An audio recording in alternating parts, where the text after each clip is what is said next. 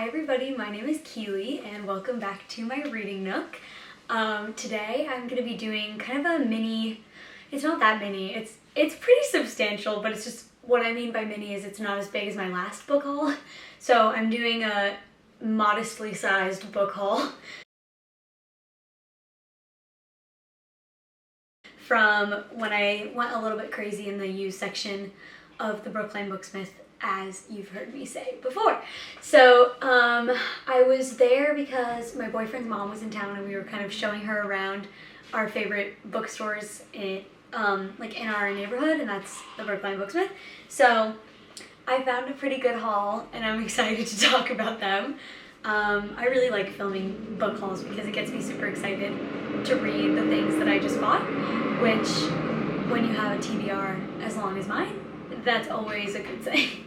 So, okay, so I think I'm just gonna get right into it. The first one that I picked up was James Baldwin's Giovannis Room. The lighting is super weird today because the sun keeps coming in and out, but it's James Baldwin's Giovannis Room, which I've heard really good things about this. I've heard that it's really devastating and kind of controversial, but I've also heard that it's really powerful, so I thought, you know, why not pick it up? I also have The Fire Next Time. I'm looking right up on my shelf, and I haven't read it yet, but both of these, I don't know if you'd call The Fire Next Time a novel. I think it's just more so like writings, but both of the works that I have by him are relatively short, so I think like it's manageable for me to think that I can get around to them.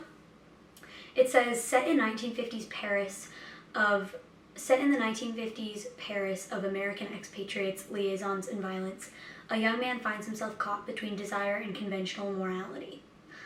So it says, James Baldwin's now classic narrative delves into the mystery of loving and creates a moving, highly controversial story of death and passion that reveals the unspoken complexities of the human heart. So, I don't know, that sounds pretty good to me. It seems like it'll be pretty fast-paced and kind of tug at your heartstrings a little bit. So I'm pretty excited to read this. The quote on the front says, if Van Gogh was our 19th century artist saint, James Baldwin is our 20th century one. So I think that's a good review for Giovanni's Room by James Baldwin. The next one that I picked up was Ernest Hemingway's The Snows of Kilimanjaro. I really like the cover. I really wish that you could see it. I'm gonna try and put it like in the sun. I recently read The Old Man and the Sea, and if you watched my September wrap-up, you'll see that I really enjoyed it. And so I was kind of intrigued to pick up more Ernest Hemingway. And short story collections or essays, I didn't say this is a short story collection, but short story collections or essays are usually better for me in terms of like moving through them. And as I said in my September wrap-up, it's just been so hard to find time to read. So I really think that smaller books like this and books that are fast-paced, like you can finish a complete story and then feel like you've accomplished something, I think those are the kind of books that I'm gonna need. I also saw one of my favorite booktubers, Kara Foster, recently did a Rory Gilmore readathon, 24-hour readathon, and one of the books she read was this. And she really liked it. She said it was dark, but really good. It says, The Snows of Kilimanjaro and Other Stories contains 10 of Hemingway's most acclaimed and popular works of short fiction. Yeah. So that's pretty exciting. I really like a short story. So, and I've enjoyed my first foray into Hemingway with The Old Man and the Sea. So I'm pretty excited to get into that. And that's Ernest Hemingway's The Snows of Kilimanjaro.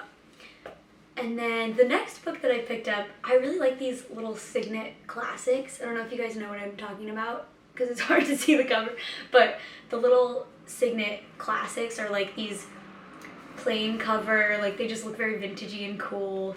I'm a big fan of them, and I picked up Daniel Defoe's Robinson Crusoe. I just think it's kind of fun. Like, I love an adventure story, and this one is super fun. It's basically about a shipwreck. The quote on the back is from the story itself, and it says, I, poor miserable Robinson Crusoe, being shipwrecked, came on shore on this dismal unfortunate island, all the rest of the ship's company being drowned. In despair of any relief, I saw nothing but death before me.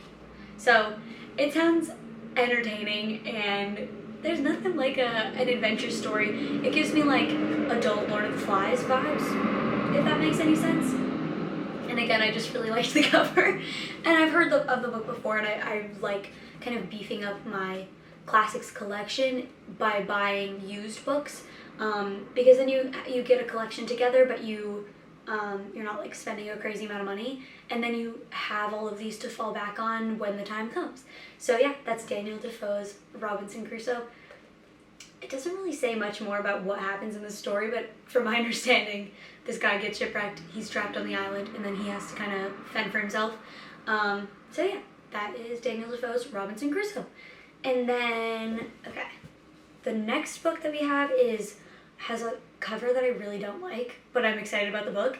That's Robert Louis Stevenson. It might be Robert Louis Stevenson. I think it's Louis, though. The Strange Case of Dr. Jekyll and Mr. Hyde. So I don't know if you can see the cover. I really don't like the cover. It has like a very scary man like going like this, and I'm not a fan. The edition is the Collins Classics edition, if maybe you do like the cover and you want it, to each their own. But in my October TBR video, I talked about how I'm really feeling the spooky vibes books and also feeling the small books. So this is kind of the best of both worlds. I can't remember if I put it on my October TBR, if I'm being honest. But I'm pretty excited about it nonetheless. I think I might try and read it in October, even if it's not on my TBR. But it says, all human beings as we meet them are commingled out of good and evil, which I think is a quote from the book. And then it says, after taking an elixir created in his laboratory, mild-mannered Dr. Jekyll is transformed into the cruel and despicable Mr. Hyde. Although seemingly harmless at first, things soon descend into chaos, and Jekyll quickly realizes there's only one way to stop Hyde. So, pretty spooky. It says, it is fundamentally a triumphant study of the duality of human nature. It's like gothic, creepy vibes about like almost like a split personality after this, thing gone awry. Kind of gives me like the Incredible Hulk vibes. Like he can't control this other side of him. I wonder if Hulk was based on Dr. Jekyll and Mr. Hyde. I feel like it was. I'm just going to put that out there. I have no reason to prove that, but I just feel like it was. So I'm going to say it. If there wasn't actually like consciously based on it, I think there's super similar stories. Yeah, and this book is super short. It's like 100 pages, which I think is super doable, and I'm excited to get to this one. So that's Robert Louis Stevenson's The Strange Case of Dr. Jekyll and Mr. Hyde. Awesome. And then, okay, this next one, kind of a honker, as you can see. This is, oh my god, I wish you could see. Okay, wait, maybe if I hold it there. Okay, maybe. This is a really beautiful copy of Anna Karenina by Leo Tolstoy. It's like, I don't even know if you would, yeah, I think it's like leather bound, and it's super thick. I'm trying to find the name of the edition also. It has like this flowery kind of inlay on the inside. Let me see if it tells me. The Canterbury Classics edition. So I love this one, and I was excited to see, like, to find it used. I love finding these like really special editions in the used section. It's hefty. I mean, you could hurt somebody with this. But I've recently been kind of interested in getting back into, well, not back into it, I was never super into it, but I read a few tiny plays of like Russian literature when I was taking a class a couple years ago, and I really liked them, but I haven't, gotten back into it. So I thought that, having this copy around might be fun. I also bought recently, like within the last few months, I also bought a used copy of Crime and Punishment by Dostoevsky. So I'm kind of building up my collection, and like I said, whoa, I literally almost dropped it. Like I said, it's fun to have classics that you just kind of keep around, and then once the time comes, you have them in your collection. So I'm pretty excited about Anna Karenina by Leo Tolstoy. I don't even really know much about the plot, but I just know that it's very long and very dramatic. This is like, oh my gosh, it's literally 900 pages. But from my understanding, Anna Karenina is a love story, and it's a really dramatic love story between Anna Karenina and a bunch of other people. I think that it has like 2 separate love stories going on. One of these booktubers that I like watching recently, her name's Carolyn Marie Reeds. This is her favorite book of all time. And so I was like intrigued. And then when I found a really pretty used copy, I was like, you know what? I think it's worth picking up. So we will see if my foray into Russian literature ends up being successful. But yeah, either way, I really like this copy and I'm excited to own it. I also recently, the planner at my school opened up, which is like the thing that we use to plan our classes for the next semester. And I decided, even though this is not what I study, but I decided it would be really fun if I took a Dostoevsky class. So I think I'm going to get more into Russian literature next semester, and maybe I'll save Anna Karenina for then. But either way, I'm really excited to have it. Yeah, so that was Anna Karenina by Leo Tolstoy. And the last book that I picked up in this haul is, so what is that? 1, 2, 3, 4, 5, 6. So that's 6 books. That's pretty good for a book haul. Especially when I should be on a book buying ban because there are so many books on my TBR. But anyways, the last book is another really pretty, kind of this like leathery, it's like not really leather bound because it's like softer, but I think this counts as leather bound. This is an edition of The Handmaid's Tale by Margaret Atwood. Oh my gosh, it's so pretty. I can't get over it. And it's like got the silver like gilded edges. I love it so much. And also it has, I thought this was like kind of fun. It has one of those like ribbon bookmarks in it. I mean, come on. It was really pretty. It was on sale.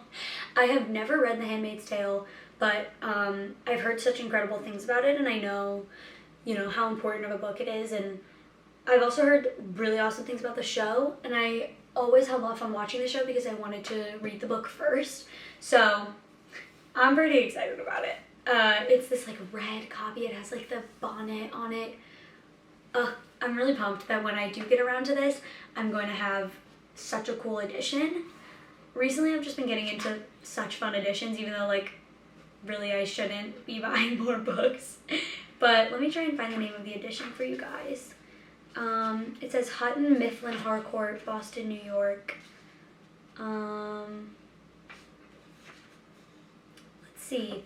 It says a deluxe edition of a modern classic, which like duh, but I can't figure out what edition it is. Maybe if you Google around, you could find it. It's really, really pretty. I'm a big fan. Yeah, HMH is what it says on the side, so I think that's the Hutton Mifflin Harcourt. So I think that's the edition. And if you don't know, The Handmaid's Tale is, it says, The Handmaid's Tale is a novel of such power that the reader will be unable to forget its images and its forecast.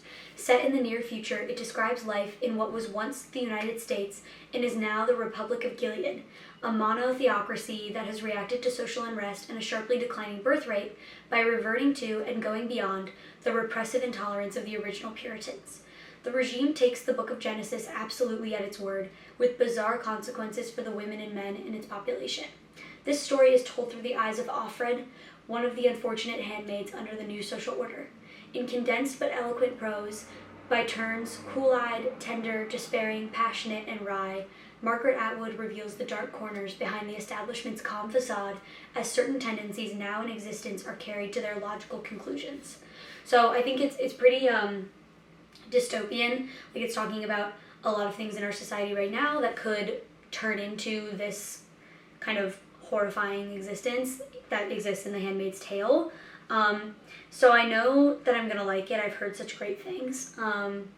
But it just sounds really powerful and very relevant at this time in our country. So yeah, that's The Handmaid's Tale by Margaret Atwood, and that is the last book in this haul.